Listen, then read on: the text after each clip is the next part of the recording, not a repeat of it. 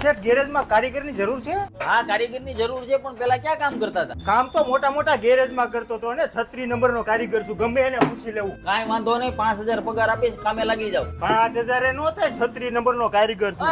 15000 પગાર આપીશ, હાલો કામે લાગી જાવ. આ શેઠ આપણે ઓલું ટ્રેક્ટર રિપેરિંગ માં મૂક્યું એનું સ્ટેરિંગ નું કામ હોતે ને કરવાનું છે. ઈ રેવા દ્યો, સ્ટેરિંગ નું કામ આપણે નથી કરતા.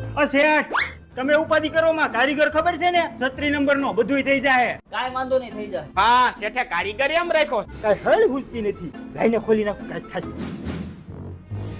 શેઠ માવો તો કરો.